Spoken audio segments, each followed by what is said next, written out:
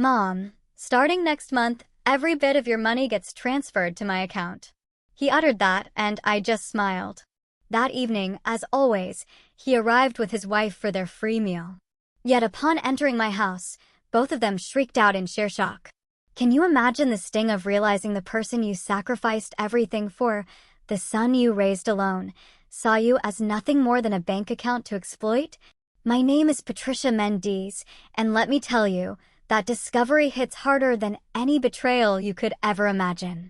It slices through your soul, leaving you wondering, what the hell happened to my life? It all started so subtly, so innocently, you could almost miss it. Mom, starting with your next paycheck, we're going to transfer all your money to my account. Those words. My son, Lawrence, said them to me one Thursday afternoon, just sipping coffee in my kitchen. He said it so casually, like he was doing me a favor, like it was the most normal thing in the world for a 62-year-old woman to hand over her life savings to her grown son. I just stared. I couldn't speak for a few seconds. My eyes searched his, desperately trying to find an explanation, a hint of concern, anything that would tell me why the boy I'd raised, the one I'd worked my fingers to the bone for, wanted total control of my bank account. But there was nothing. Just that calm, confident smile, the look of someone utterly in control. So, I took a deep, shaky breath and I said yes. I told him it sounded fine, that I trusted him. His smile widened. He stood, gave me a quick, almost mechanical peck on the forehead, one of those empty kisses that mean absolutely nothing. It's for the best, Mom, he said, as he headed for the door. You won't have to worry about a thing. I'll take care of everything. It's for your own good. For your own good. Those words just hung in the air, heavy and hollow, long after he left my house. That very same night, like every Friday, Lawrence came back. But he wasn't alone. His wife was with him, just like always. They came expecting dinner to be ready, the table set, hot food waiting, free food, just like it had been every Friday for the past 3 years. I heard them arrive. Their footsteps at the front door. The distinct click of the key I'd given him turning in the lock. The door swung open. And then, the scream. It was high-pitched, desperate. The sound of someone seeing something utterly unexpected. The scream of someone who suddenly realized their world was about to change. I didn't move. I just sat in my chair, in the silent, empty kitchen, in my empty house, listening to that scream echo. I already knew what was happening. Lawrence burst into the kitchen, his face pale, eyes wide. His wife followed, a mirrored expression of shock and disbelief. Mom, he yelled, his voice cracking. Mom, what did you do? Where is everything? Where's the furniture? The TV? Where is everything that was here? I looked at him, surprised by the calm I felt. I spoke in the softest voice I could find. Oh, I sold some things, I told him. I needed the money. After all, if you're going to be managing my finances, I thought I should make sure I had some cash first. His face transformed, from pale to fiery red, shock twisting into pure fury. He took a step towards me, and in that moment, for the very first time, I saw my son for what he really was. Not the boy I'd raised, not the young man I'd helped build his life, but a stranger. Someone looking at me with contempt, with rage, with something dangerously close to hatred. You're crazy, he spat. Completely crazy. How could you sell everything without asking me? Now, what are we going to do when we come over? How are we going to be comfortable here? That was it. That was the sentence that changed everything. How are we going to be comfortable here? Not, how are you going to be comfortable, Mom? He wasn't worried about me at all, only how this affected them. As if my home, my things, existed solely for their convenience. His wife stepped closer, those eyes that always seemed so cold, so calculating, fixed on me. You're being selfish, Patricia, she sneered. Only thinking about yourself. We come here every week to keep you company, to make sure you're okay. And this is how you repay us. Selfish? Me? The woman who worked double shifts for years so Lawrence could go to college? The woman who gave up on a new life after his father left because I didn't want my son to grow up with a stepfather? The woman who lived in tiny apartments, wore old clothes, ate the bare minimum, just so he could have everything he needed? Selfish, Lawrence just stood there, staring at me like I was some complex problem he needed to solve. Then he said something else that absolutely broke me. Maybe it was a mistake to suggest the bank account, he muttered. Maybe you're not in a condition to make good decisions. Maybe you need more help than I thought. More help, as if I were a burden. An incapable old woman who needed to be controlled. I stood up from my chair. And I told them, in a voice that surprised even me with its strength, that dinner wasn't ready. That there was no dinner. If they were hungry, they could go eat somewhere else. The silence that followed was thick, suffocating. Lawrence stared, as if he couldn't believe his ears. His wife let out a dry, bitter laugh and muttered something about respect and gratitude. And then Lawrence spoke the sentence that still echoes in my head when I close my eyes at night. With a coldness I'd never heard from him, he said, "You should be careful. A woman your age alone, without family who truly cares about her, can end up in a very bad place. I'm the only thing you have. Remember that before you do something stupid." They stormed out. Doors slammed. A trail of rage and veiled threats. I heard them get into their car, the engine roar to life, then fade into the distance. I stood there, in my empty kitchen, in my empty house, feeling something inside me break for good. But what I felt wasn't sadness. It wasn't despair. It was something different. It was clarity. An absolute, undeniable certainty that my son didn't love me. Maybe he never had. That I was just a resource to him, a source of money, food, comfort. I sat back down. I looked at the bare walls, the empty spaces where furniture, bought with my sweat and effort, once stood. And for the first time in a very long time, I smiled. Because Lawrence didn't know something. He didn't know I hadn't sold the furniture for money. I'd sold it to send a message. To see how he'd react. To confirm what I already suspected deep down. And he had reacted exactly as I expected, with rage, indignation, the entitled attitude of someone who believes they have a right to another person's things. That night, in the darkness of my empty house, I made a decision. I wouldn't yell. I wouldn't cry. I wouldn't beg. I was going to do something far more powerful. I was going to observe. I was going to wait. I was going to let Lawrence believe he had won. And then, when he least expected it, when he was most confident, most sure of his control over me, I was going to show him who Patricia Mendes really was. Not the submissive mother he thought he knew, but the woman who had survived a broken marriage, poverty, and years of hard work. The woman who knew exactly how to protect herself. The woman he should never have underestimated. There was a time when I truly believed that being a mother was enough. That the love I gave would be returned naturally. Like a universal law. That the sacrifices I made every single day would build something solid, unbreakable, between my son and me.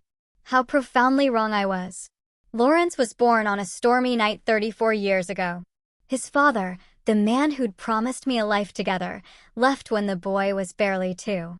He said he wasn't ready to be a dad, that he needed to find himself, that I'd understand someday.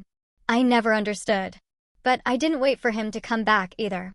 I was left alone with a small child, a 2-bedroom apartment I could barely afford, and a secretary job paying $800 a month.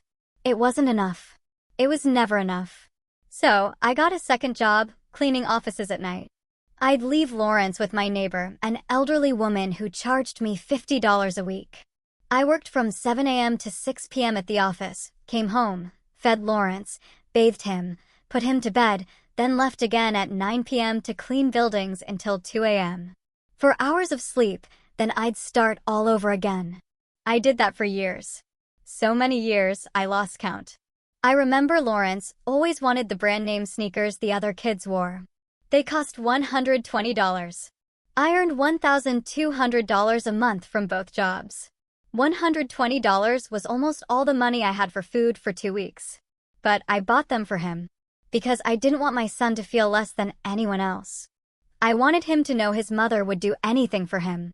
I ate rice and beans for an entire month to pay for those sneakers. When Lawrence turned 18, he wanted to go to college, a private university that cost $15,000 a year. I didn't have that money, not even a tenth of it. But I went to the bank. I took out a loan.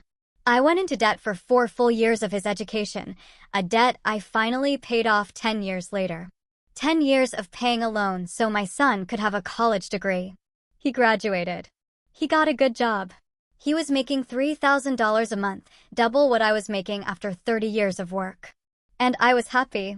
I thought, finally, he could build his life. I thought I had finally done my job as a mother well. But Lawrence didn't leave my house right away. He said he wanted to save money to have a solid foundation before living on his own. I told him, of course, my house is your house. You can stay as long as you need. He stayed 5 more years. 5 years where I was still working 2 jobs. 5 years where I paid the rent, the food, the utilities. 5 years where Lawrence saved every single cent of his salary because he didn't have to pay for anything. When he finally left, it wasn't to rent an apartment. It was to buy a house, a $200,000 house that he paid for in cash because he had saved all his money during those 5 years of living for free at my house. I was proud. I told him I was proud, and I truly was. I thought I had done the right thing by helping him.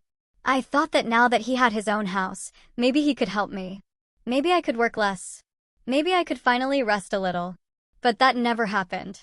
Lawrence got married 2 years after he moved out. His wife was an elegant woman, always perfectly dressed, perfect nails, always speaking in that polite tone that barely concealed disdain.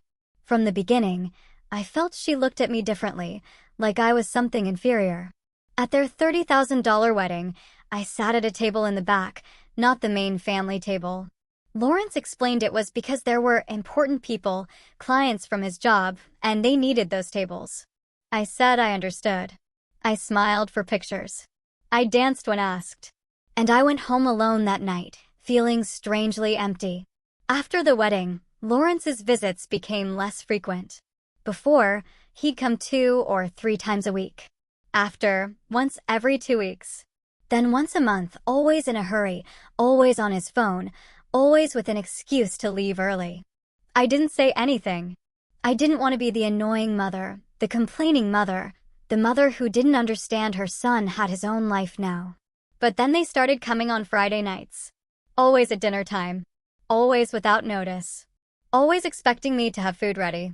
At first, I was happy. I thought he finally wanted to spend time with me, that he missed me. So I'd cook his favorite dishes. I'd set the table beautifully. I'd buy dessert. But I noticed something. Lawrence never came alone. He always brought his wife. And I noticed they never came to talk. They came to eat. They'd arrive, sit down, eat, and leave. Sometimes an hour, sometimes less.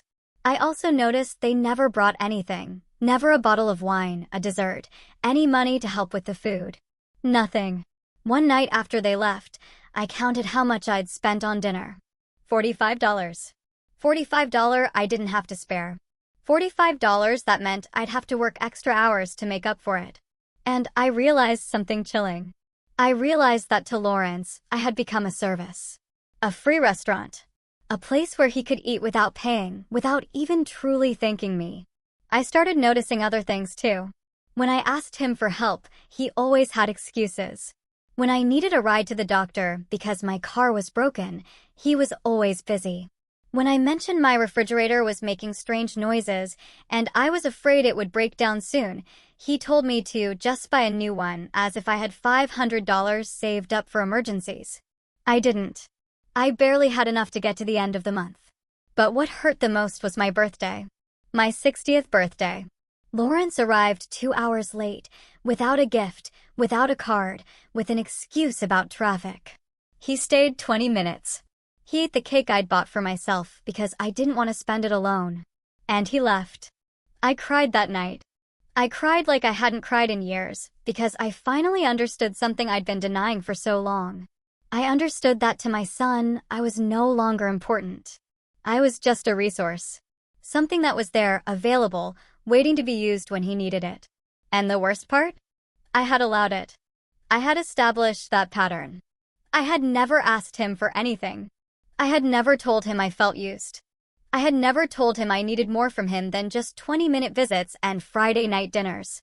Because I was afraid. Afraid that if I complained, if I asked, if I demanded, he would disappear completely.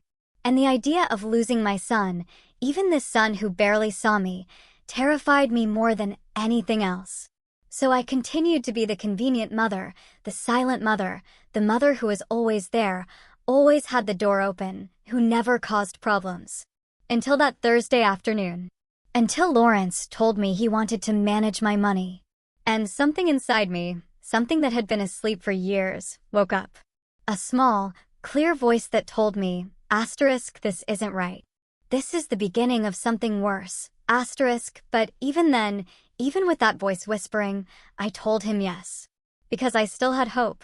I still wanted to believe my son loved me, that he would protect me, that he would do the right thing.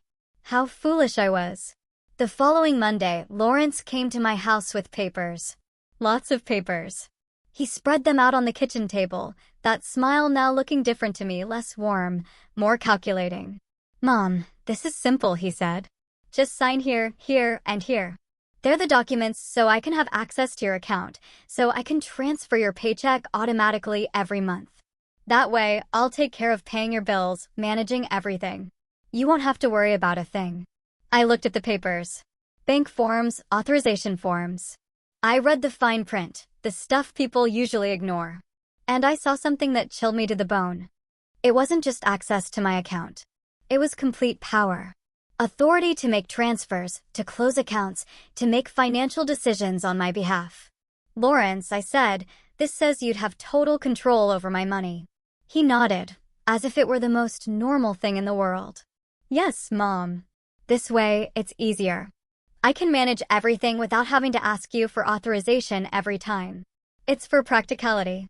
Practicality, that word echoed in my head. Practicality for who? I asked myself, but I didn't say it aloud. I took the pen he offered. I held it, and for a moment, I was about to sign. I was about to hand over everything, because that's what I had always done. Trust, hand over.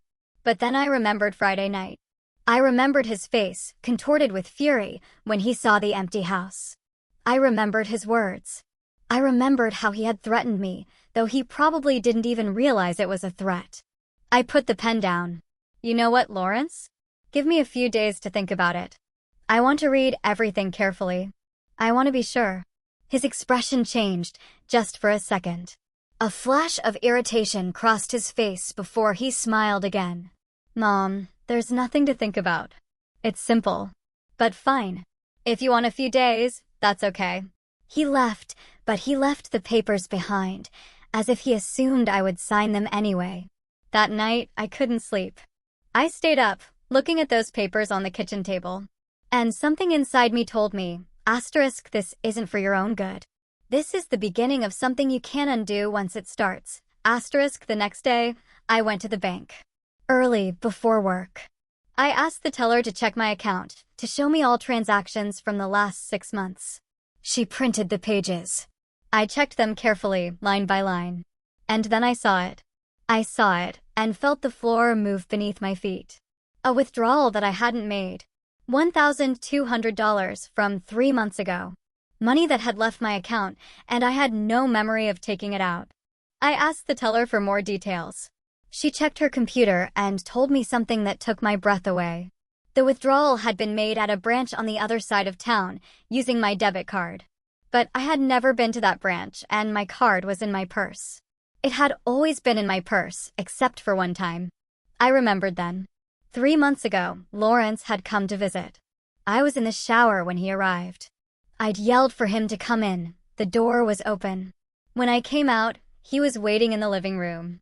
We sat, talked, and at some point, I went to the kitchen to make coffee. My purse was in my handbag.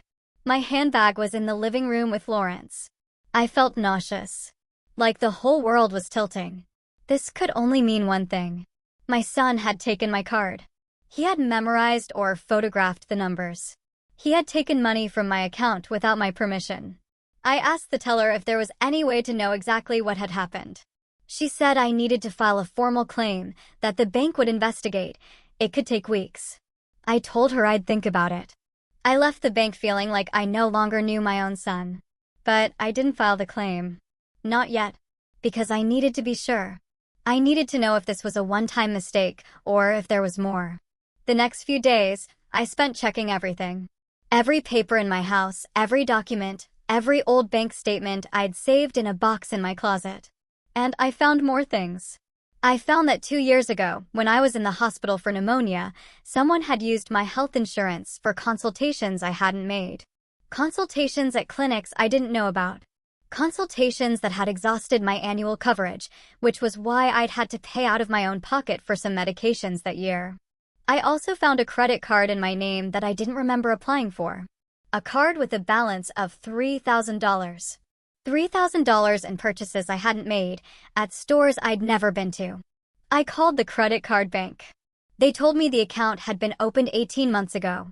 I asked where the purchases had been made. They gave me a list: hardware stores, electronics stores, home furniture stores. Lawrence had bought a house 2 years ago. Lawrence had renovated that house. And apparently, Lawrence had used my credit to do it. I sat on the floor of my bedroom, surrounded by papers, feeling like everything I had believed about my life was falling apart. It wasn't just the money. It was the betrayal. It was knowing that my son had been stealing from me for years. That he had seen me as an unlimited source of resources. That he had never intended to take care of me or protect me. I cried. I cried until I had no more tears. And then I wiped my face, gathered all the papers, and made a decision. I wasn't going to confront him yet. I wasn't going to yell or complain. Because I knew if I did, he would deny everything. He would say I was confused. He would say I was senile. He would say anything to make me doubt my own memory, my own sanity. No. I was going to be smarter than that. I was going to collect proof. I was going to document everything. I was going to build a case so solid he couldn't deny it. And then, only then, would I act. That Friday, Lawrence came back. As always, at dinner time. As always, expecting food. But this time, I had cooked something different. I made his favorite dish, chicken with sauce and rice. The same dish I used to make for him when he was a little boy sat after school. The dish that told him how much I loved him without words. He sat down with his wife. They ate. They talked about superficial things: work, the weather, a new movie. I watched them, as if I was seeing them for the first time. And I realized something. Lawrence ate my food with the same indifference he would a fast food burger. No gratitude in his eyes. No love. Just the mechanical act of eating something free. When they finished, Lawrence pulled out the bank papers again. He placed them on the table, right next to his empty plate. "Mom, the days you asked for have passed. You've thought about it, right? Sign this, and I'll take care of everything." I looked him straight in the eyes and said, in the calmest voice I could find, that I still wasn't sure. I needed more time. His wife scoffed. "Patricia, this is ridiculous. Lawrence is just trying to help you. I don't understand why you're being so distrustful." Distrustful? She called me distrustful. And the saddest thing was, she was right, but not in the way she thought. Lawrence stood up. His expression was hard now, the mask of a smile gone. "Mom, this is for your own good. You can't keep managing your finances alone. It's obvious. Look at how you sold the furniture without thinking. Look at the irrational decisions you're making." Irrational. Selling my own furniture, in my own house, was irrational. But stealing from me for years wasn't? I didn't say anything. I just held his gaze until he looked away. They left that night without saying goodbye. I stayed seated in my kitchen, looking at those unsigned papers, knowing the war had just begun. A silent war. A war I had to win. Because if I lost, I wouldn't just lose my money. I would lose my dignity, my autonomy, my very life. The days after that, dinner became strange. Lawrence didn't call. He didn't visit. It was as if he believed he could punish me with his absence. That I would fall apart without him. That I would beg him to come back. That I would finally sign those papers just to get his attention. But I didn't fall apart. For the first time in years, the silence of my house didn't feel empty. It felt full. Full of clarity. I spent those days meticulously going through every detail of my financial life. Every receipt, every bank statement, every paper connected to money. And the more I looked, the more I found. I discovered that 3 years ago, When Lawrence asked to borrow my ID because he'd lost his and needed to pick up an urgent package, he had done something else with it. He had opened an electricity service account in my name at an address that wasn't mine at his house. For 3 years, the electricity account for Lawrence's house had been in my name. And when he didn't pay on time, the penalties piled up on my credit history. That's why I had been denied a small loan last year when my car needed urgent repairs. That's why my credit score had mysteriously gone down. I called the electricity company. I explained that the account wasn't mine, that I had never lived at that address. The woman on the phone told me I needed to file a sworn statement, that I had to report this as identity fraud. Identity fraud, committed by my own son. I hung up the phone and stared at the wall for I don't know how long, trying to process how I'd gotten to this point. Trying to understand at what moment my son had become this. That night, I couldn't sleep. I stayed awake, staring at the ceiling, listening to the city outside. I thought about all the times I had justified his behavior. All the times I'd told myself he was busy, that he had his own life, that I was being demanding by expecting more from him. But this wasn't about expectations. This was about theft. Deception. A son who saw his mother as a source of resources he could exploit without consequences. The next morning, I did something I had never done. I went to see a lawyer. It was a small office downtown. William Sanchez, attorney at law. I'd seen an ad for free consultations. I went in feeling small, ridiculous, a 62-year-old woman complaining about her own son. But the receptionist smiled kindly and showed me in. Attorney Sanchez was a man in his 50s, with graying hair at his temples and kind eyes. He asked me to tell him everything. And I did. I told him about the missing money, the credit card I hadn't applied for, the electricity account, the papers Lawrence wanted me to sign. He listened without interrupting, taking notes. When I finished, he leaned back in his chair and sighed. "Mrs. Mendes," he said, "what you're describing to me is financial fraud and a breach of trust. If you sign those papers your son is asking for, you're giving him total legal access to your money. He could empty it all out, and you would have no legal recourse, because you yourself gave him permission." The words fell on me like stones. I knew it. Deep down, I knew it. But hearing it said aloud by a professional made it real in a different way. "What can I do?" I asked. He leaned forward. "First, don't sign anything. Second, you need to report the credit card fraud and the theft from your bank account. Third, change all your passwords, your PINs, everything. Fourth, consider a restraining order if you feel you're in danger." A restraining order against my own son? The idea seemed absurd and devastating at the same time. "I don't want to get him in legal trouble," I told him. "He's my son." The lawyer looked at me with compassion and sadness. "Mrs. Mendes, your son is already in legal trouble. He's committed several felonies. The question isn't whether you want to get him in trouble. The question is whether you want to protect yourself." I left that office with a folder full of forms and a list of things I needed to do. I felt overwhelmed, but I also felt something else, determined. I went straight to the bank. I changed all my passwords. I requested a new debit card. I closed the fraudulent credit card and filed a formal dispute. The teller helped me with everything, treating me with patience, never making me feel stupid or weak. When I got home that afternoon, I was exhausted, but also strangely light. As if an invisible weight I'd carried for years had finally been shed. That night, Lawrence finally called. His voice was tense. "Mom, we need to talk. Come over for dinner at my place tomorrow. We have to sort this out." It wasn't an invitation. It was a command. Before, I would have obeyed without question. But now, after everything I discovered, I only felt a cold calm. "I can't tomorrow," I told him. "I'm busy." "Busy? Mom, what can you be busy with?" "This is important for you, maybe," I said. "For me, there are other, more important things now." There was a silence on the other end, heavy with surprise and irritation. "You're acting very weird, Mom. I don't know what's wrong with you, but you need to stop being so stubborn and sign those papers. This is for your own good. For my own good." Those words again, as if stealing from me were an act of love. "Lawrence," I said, my voice firmer than I expected. "I'm not going to sign anything." And I think we need to have a very serious conversation about several things. About what things, he asked, his voice different now. More alert. More cautious.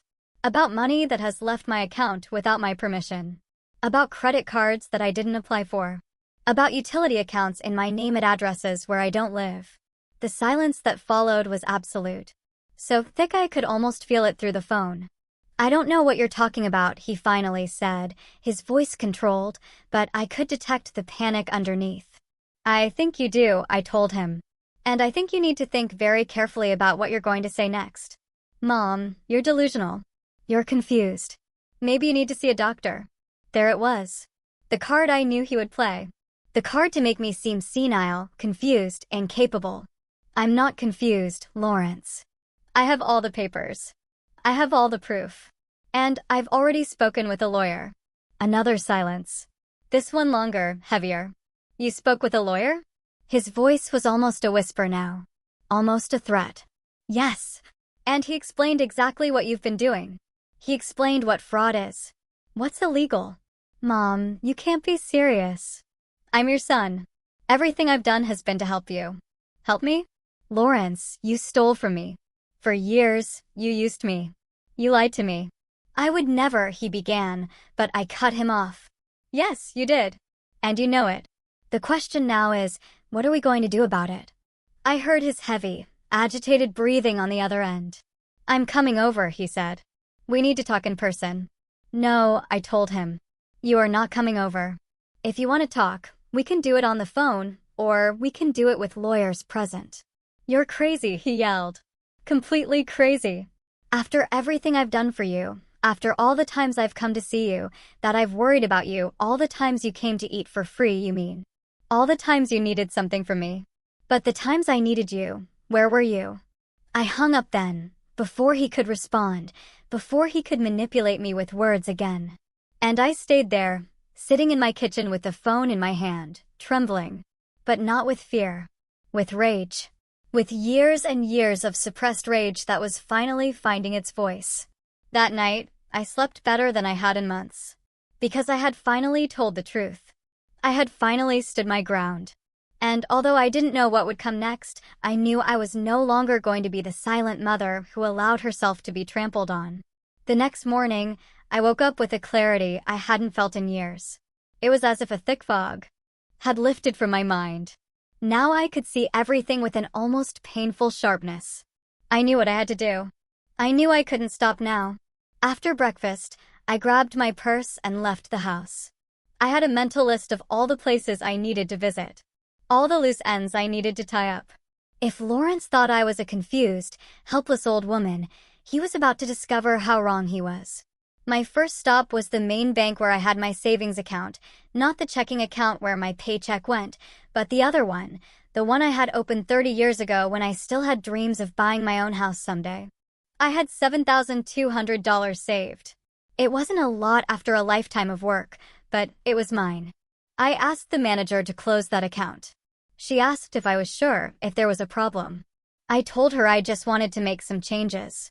She gave me the money in a cashier's check and recommended I open an account at another bank for greater security.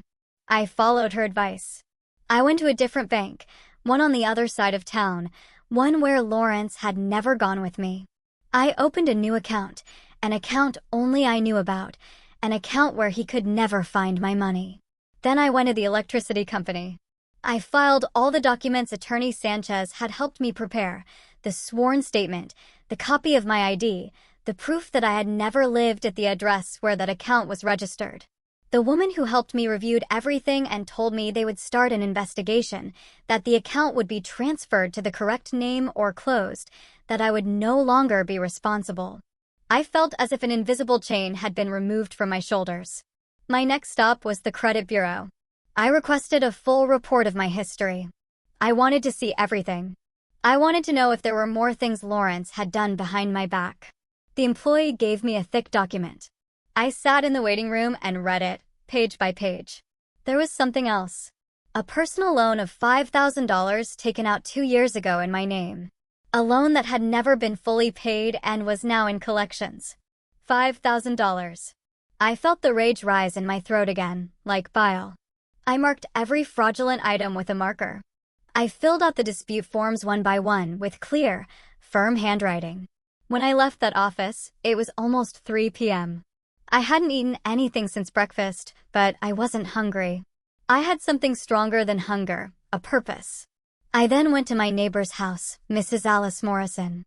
She was 70 and had lived in the building since before I did. We had been friends for decades, though in recent years we had drifted apart a bit. I had been so focused on Lawrence, so consumed with trying to maintain that relationship, that I had neglected other connections. I knocked on her door. She opened it with surprise. "Patricia, what a surprise. Come in, come in." We went into her living room. She offered me coffee, and I accepted. We sat down, and she looked at me with those wise eyes that had seen a lot in life. "You look different," she said. "I don't know what it is, but there's something different about you." And then I told her everything. About Lawrence, about the money, about the betrayal, about everything I had discovered. I talked for almost an hour without stopping. She listened without interrupting, nodding from time to time with an expression that mixed sadness and something that looked like recognition. When I finished, she sighed deeply. "Patricia, I knew something wasn't right. I saw it every Friday when he came over. The way he treated you like you were a service. But I didn't say anything because it wasn't my place. But I'm glad you're finally seeing the truth." She took my hand then. Her fingers were cold, but her grip was firm. "I need to ask you a favor," I told her. "I need you to be my witness. I need that if Lawrence comes and tries to say I'm confused, that I'm senile, you can confirm that's not the case. That I am in full control of my faculties." She nodded without hesitation. "Of course. And more than that, if you need a place to stay, if at any time you don't feel safe in your house, my door is open." Those words filled me with a gratitude so deep it almost made me cry. But I didn't cry. I had cried enough. Now it was time to act. That night, back in my house, I organized all the documents I had collected. I put them in a large folder. I made copies of everything. I put the originals in a safe place and left the copies in the folder. If anything happened to me, if Lawrence tried to do something, there would be evidence. There would be proof. I also wrote a letter. A letter detailing everything I had discovered, everything Lawrence had done. I put it in a sealed envelope with instructions that it was to be opened only in case of an emergency. I gave it to Mrs. Alice to keep. I was preparing myself like a general preparing for battle. Because I knew Lawrence wasn't going to let this go. I knew he would come, that he would try to manipulate me, to convince me, to make me doubt myself. But I was no longer the same woman I had been 2 weeks ago. That woman had died the night Lawrence threatened me in my own kitchen. The woman I was now was different. Stronger. Clearer. More determined. On a Wednesday afternoon, as I was making tea, I heard a car stop in front of my building. I looked out the window and saw Lawrence's car. He got out with his wife. They looked determined. They were coming to confront me. I took a deep breath. I put down my teacup. And I waited. The doorbell rang once, twice, 3 times, each time more insistent. I opened the door, but I didn't invite them in. I stayed on the threshold, blocking the entrance. "We need to talk," Lawrence said, his voice hard, without any pretense of friendliness. "I'm listening," I told him. "Inside, Mom, we're not going to talk in the hallway. We have nothing to talk about inside. Whatever you have to say, you can say it here."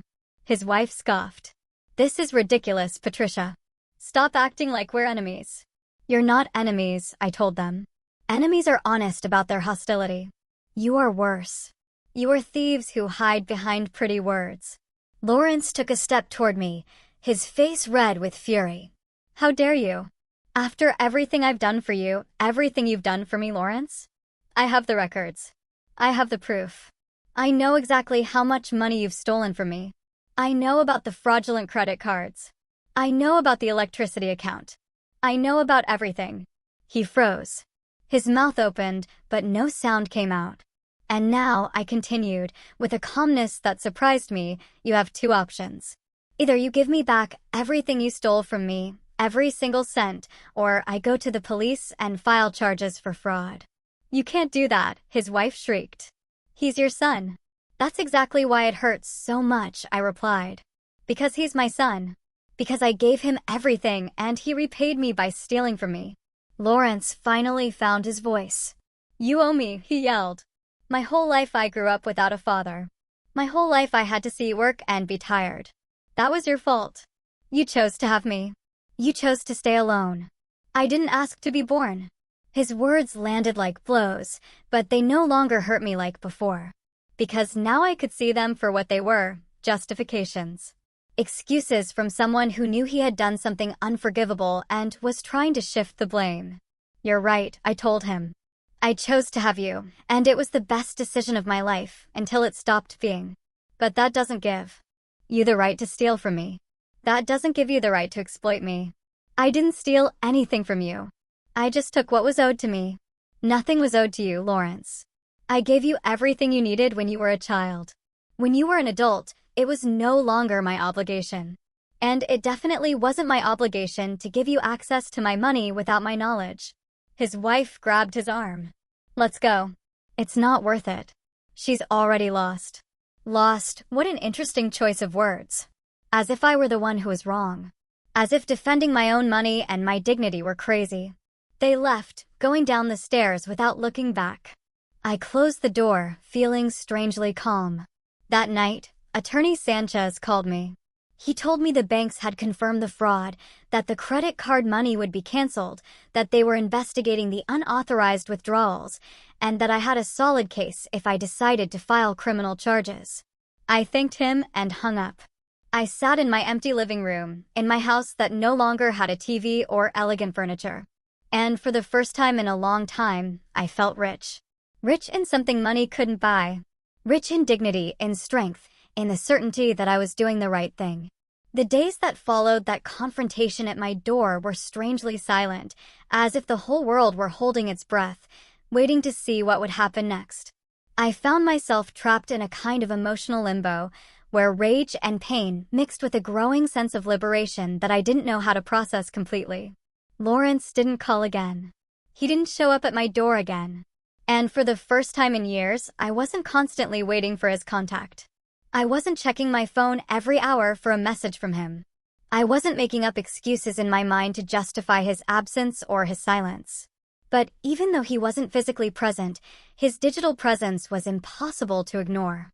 Something in me led me to check his social media, something I didn't normally do, as it felt like an invasion of privacy, even for his mother.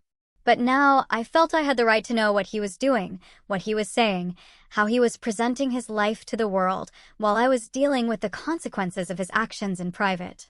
What I found left me breathless with its audacity, with the absolute disconnect between reality and the image he was projecting. He had posted a photo the day after our confrontation. Him and his wife, in an elegant restaurant, smiling for the camera with wine glasses in their hands. The caption read something about celebrating the release of toxic energies and surrounding oneself only with people who bring value to life. As if I were the toxicity he needed to free himself from. As if the fact that I had refused to let him steal more was some kind of negativity that he had wisely removed from his existence. The comments were all positive, congratulating him on taking care of his mental peace, setting healthy boundaries, prioritizing his emotional well-being. I stared at that screen, feeling a mixture of disbelief and disgust. All those people supporting him had no idea that the man they were celebrating had been stealing from his own mother for years. There were more posts in the following days, each one more elaborate. A photo of him at the gym, with a reflection on self-care and investing in oneself before being able to help others. Profound words, until you remembered this was the same man who had used money stolen from his mother to buy gym memberships and expensive athletic clothes.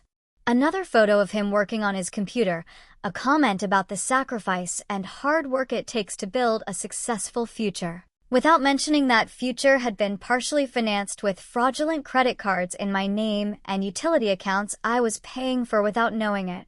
What impacted me the most was a post he made that Friday, exactly the day he would normally have come to my house for dinner. He shared an old photo of him as a child with me. A photo I didn't even know he had. I was holding him, maybe 5 years old, both of us smiling. The text accompanying it was something about how sometimes the people you love the most are the ones who hurt you the most. How he had learned that love doesn't mean tolerating abusive behavior. How he had made the difficult decision to distance himself from a toxic family relationship for the sake of his mental health. Reading those words felt like a punch to the stomach.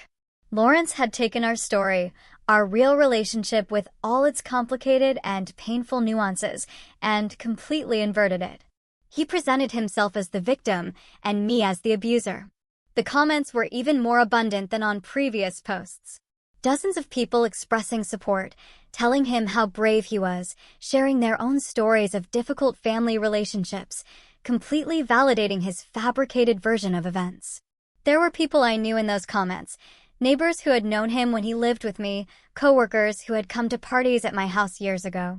All of them offering words of encouragement and solidarity, without the slightest idea that the person he supposedly needed to protect himself from was the same woman who had worked 2 jobs for years to give him the education he now used to get his high-paying job. For several days, I watched this digital spectacle in silence, without commenting, without reacting publicly. Something in me knew this was Lawrence's game. If I responded emotionally, I would fall into his trap, giving him more ammunition for his narrative that I was the unstable, problematic mother he needed to distance himself from.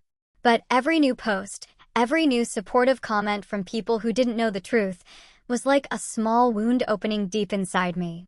Not because I cared what those specific people thought of me, but because it hurt to see how easily people believed a well-told story, without questioning if there could be another version of events. The last straw came when Lawrence posted a story on his account showing the house he and his wife had bought. The renovations they had made, the new furniture, the perfectly designed garden, all presented as the fruit of his hard work and dedication. Without a single mention of the fact that a significant part of it had been paid for with money that wasn't his, with credit obtained fraudulently using my personal information. He showed it all with so much pride, so much satisfaction, as if he truly believed he had earned it all himself. As if he had completely forgotten, or simply didn't care, that every brick of that house was partially built on the sacrifice and theft from his own mother. I watched him live his life in those small digital windows, and wondered how someone could sleep at night knowing what they had done. How it was possible to maintain that facade of a successful and ethically correct person, while simultaneously committing fraud and theft against the person who gave them life. I wondered if he ever felt guilt. If ever, in the middle of one of those elegant dinners or during a workout at the gym, he would stop for a moment and think about his mother, sitting alone in an empty house after having sold her furniture so she could eat, because her own son had been systematically stealing from her for years. But looking at his posts, seeing the ease with which he built and maintained this perfect public image, I came to understand something fundamental about Lawrence. Something I had always known on some level, but had never wanted to fully admit to myself. My son had developed the ability to create parallel realities in his mind. Realities where he could be simultaneously the abandoned son who deserved compensation and the successful man who had built everything himself. Where he could justify theft as something that was rightfully his, while presenting himself publicly as a victim of family toxicity. It was a form of cognitive dissonance so deep that it almost seemed as if he really believed his own lies. As if he had built a narrative so elaborate in his head that the line between truth and fiction had been completely blurred. And as I watched all this from the silent distance of my empty house, something inside me hardened even more than it already was. Because seeing Lawrence not only steal from me, but also steal my story, completely inverting the roles of victim and victimizer in his public presentation of events, made me understand that there was no redemption possible here. There was no conversation I could have with him that would make him see the reality of what he had done. He had chosen his path. He had chosen the lie over the truth. He had chosen image over substance. And I needed to accept that the son I had raised and loved had never really existed in the way I believed, or had been completely replaced by this stranger who could smile for the camera while destroying his mother in private, without apparently feeling any genuine remorse. The moment came on a Tuesday afternoon, in a way I hadn't planned, but in retrospect, I realized had been inevitable from the beginning. Because the truth always finds its way to the light, no matter how many layers of lies are piled on top of it, trying to keep it buried. I was in Attorney Sanchez's office, going over the final documents of the case, when he informed me that the banks had completed their investigations and confirmed a total of $17,000 in fraudulent transactions over the course of 3 years. An amount that took my breath away, not so much because of the number itself, but because of what it represented in terms of planning and premeditation. This had not been a mistake or a moment of weakness, but a systematic and deliberate operation of theft that had required constant effort and dedication on Lawrence's part. The lawyer explained that with this evidence, I had more than enough to file criminal charges. But there was also another option I might want to consider before making that final decision, sending a formal demand letter to Lawrence, giving him the opportunity to return the stolen money and compensate for the damages before proceeding with more severe legal action. He told me this was a courtesy many victims of family fraud offered, because they understood that no matter how serious the crime, there were still family ties that complicated the situation in ways that didn't apply in cases of fraud committed by strangers. But he also warned me that this courtesy could be seen as weakness by the perpetrator, and that I needed to be prepared for the possibility that Lawrence would respond not with gratitude or remorse, but with more manipulation and denial. I thought about that for several minutes, sitting in the lawyer's office, looking at all the documents scattered on the desk that meticulously detailed every fraudulent transaction, every unauthorized account, every lie my son had carefully constructed for years. And I realized that a part of me still held a small, irrational hope that if Lawrence was confronted with the irrefutable evidence of what he had done, maybe something in him would awaken. Maybe he would find some vestige of a conscience or remorse, or at least the basic recognition that he had crossed a line that should not have been crossed. That part of me that was still his mother, despite everything, wanted to give him that opportunity to do the right thing, to correct his mistake, to show that somewhere deep inside him there still existed something of the person I had raised with so much love and sacrifice. But there was another part of me, stronger and clearer, that knew exactly what Lawrence would do with that opportunity. That part knew he would not take it as an extension of grace, but as a confirmation that I was too weak to really hurt him, that he could continue to manipulate and control me. Because at the end of the day, I would always give in. Because I was his mother. And mothers always forgive, always give another chance, always choose love over justice. That part of me understood that giving him a private warning would only give him time to prepare his defense, to hide more evidence, to build an even more elaborate narrative of victimization that he could use publicly to destroy my credibility before I could act. I told Attorney Sanchez that I didn't want to send a private letter. I didn't want to give Lawrence the opportunity to respond in private, where he could continue controlling the narrative and manipulating the situation in his favor. Instead, I asked him to prepare the necessary documents to file a formal civil lawsuit. A lawsuit that would become a public record, where anyone who wanted to verify the truth could do so, instead of simply believing the version of events Lawrence had been so carefully building on his social media. The lawyer nodded with what seemed to be a mixture of surprise and respect, because he probably didn't expect a woman my age to make such a direct and unambiguous decision. He told me he would proceed immediately with the preparation of all the necessary documents, and that Lawrence would be officially notified within the next 72 hours. I left that office feeling something I hadn't felt in a long time, and that at first I couldn't identify exactly until I realized it was power.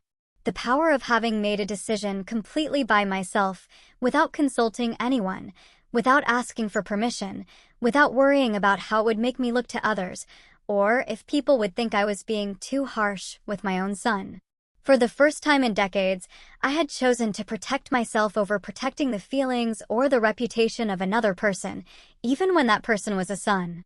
And that choice, although painful, filled me with a sense of integrity that I had forgotten it was possible to feel. The notification reached Lawrence on a Thursday morning, as Attorney Sanchez confirmed to me by phone.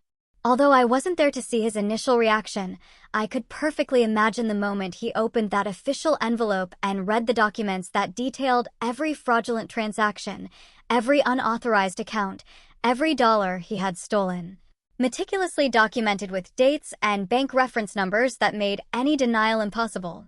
I didn't have to wait long to confirm my imagination, because less than 2 hours after he received the notification, my phone began to ring with an insistence that bordered on desperation.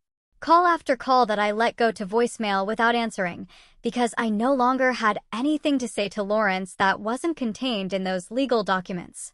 I listened to the voicemails later that night when I finally felt emotionally prepared to do so.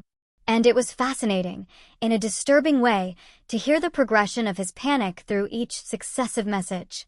The first one still tried to maintain some composure, with that controlled voice he used when he tried to seem reasonable, telling me that this was a terrible misunderstanding and that we needed to talk immediately before things got more out of control. The second message already had a different tone, more high-pitched, more urgent, where he was pleading with me to call him, that this was going to ruin his life, that I should please think about what I was doing before destroying my own son. As if I were the one destroying something, instead of simply revealing the destruction he himself had caused for years.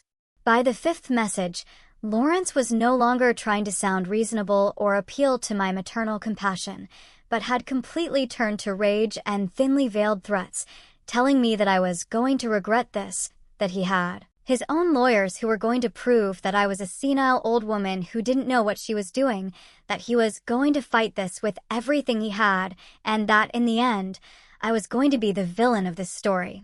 I listened to each message until the end, without allowing myself to feel anything other than a kind of clinical curiosity about how a person could so quickly go from pleading to threatening when they realized that their usual manipulation tactics no longer worked. The following days were a whirlwind of legal and emotional activity. Lawrence didn't stay still, but began his own counter-campaign, starting by publishing a long and elaborate statement on his social media about how he was the victim of a terrible injustice perpetrated by a mother he supposedly loved, but who was now legally attacking him for reasons he couldn't fully comprehend. His post was carefully drafted to generate maximum sympathy, without mentioning any specific details of the accusations against him, painting himself as the confused and hurt son who was being dragged through a traumatic legal process by a mother who was perhaps experiencing age-related mental health problems. The response to his post was exactly what he expected, with dozens of comments expressing shock and solidarity, telling him to keep his head up, that the truth would eventually prevail, that they were on his side no matter what. And I watched all this from a distance with a mixture of awe and repulsion at his ability to manipulate the narrative, even when faced with documented legal charges. But something had changed in me, because this time his public theater didn't affect me in the same way as before.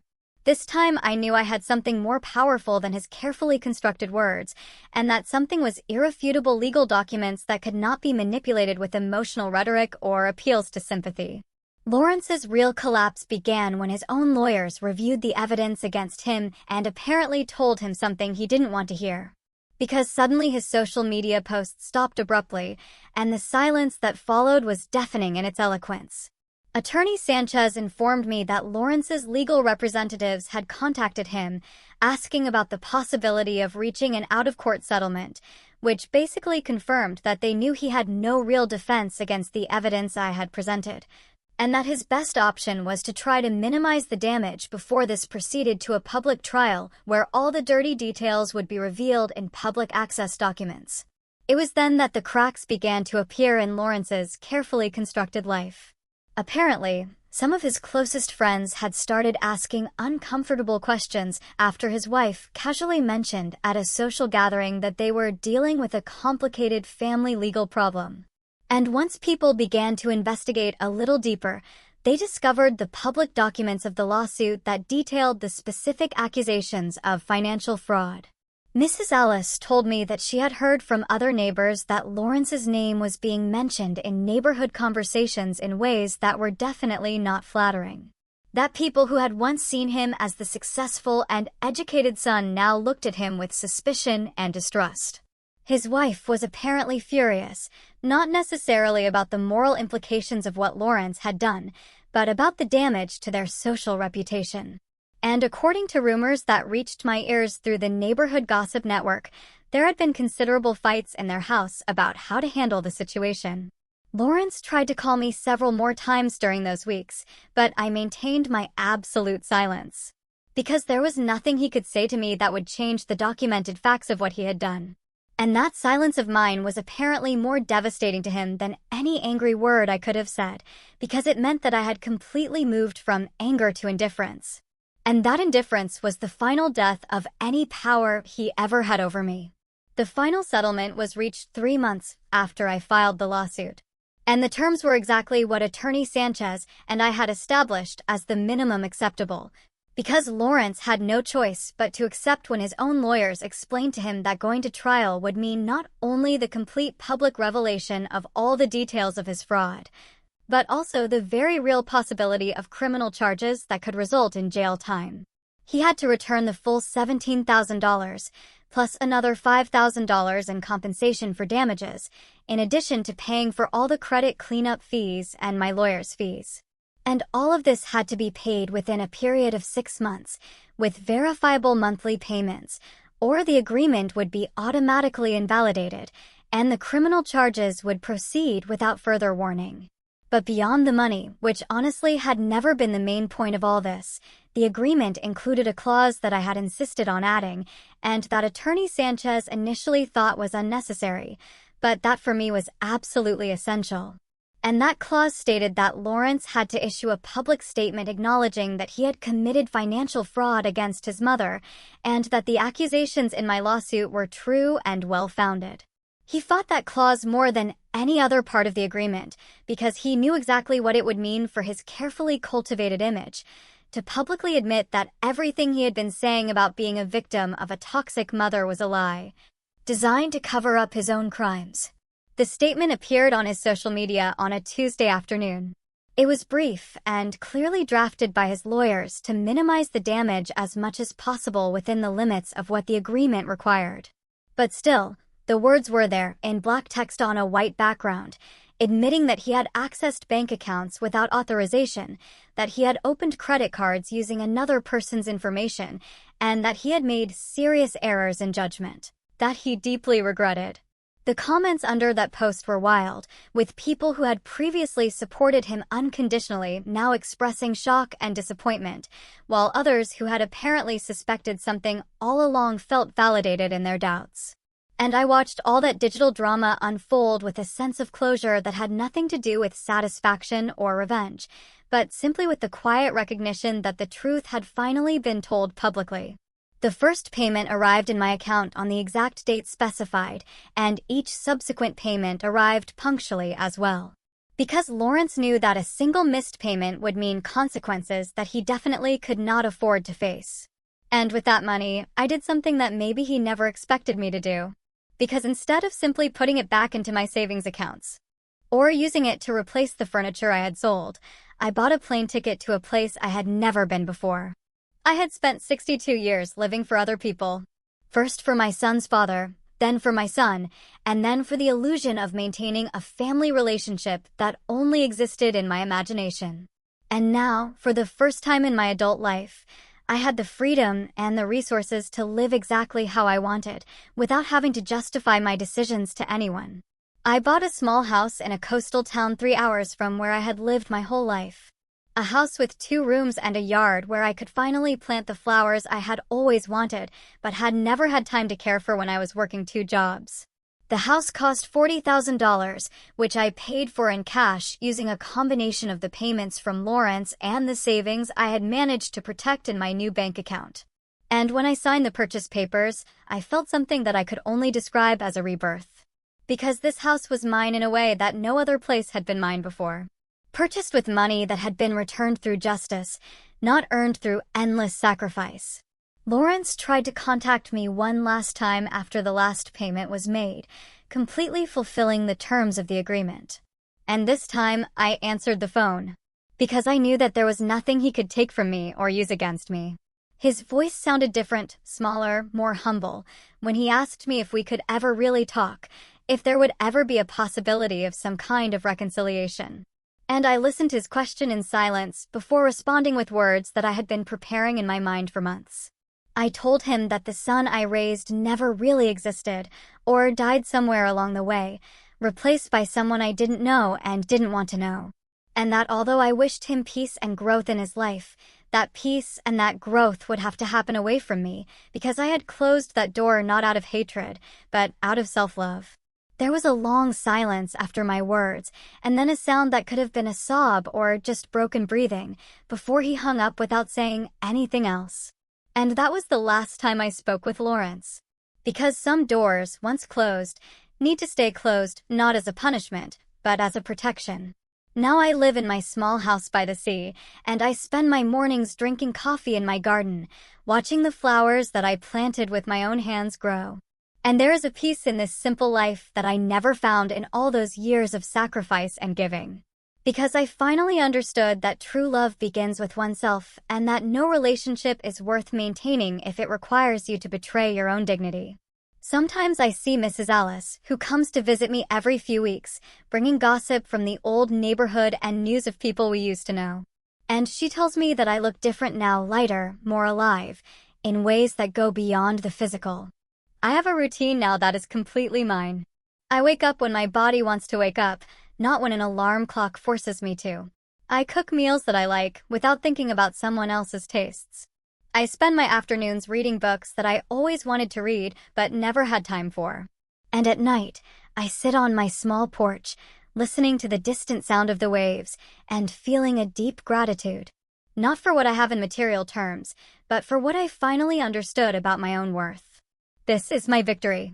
Not in the money recovered, or in Lawrence's public admission, but in the fact that I recovered myself from decades of conditioning that had taught me that a mother's worth was measured only by how much she could give and how much she could endure. I learned that saying no is an act of self-love, that setting boundaries is not cruelty but necessity, that protecting your peace is not selfishness, but wisdom. And now I live every day as a testament to those lessons learned too late, but not too late to matter.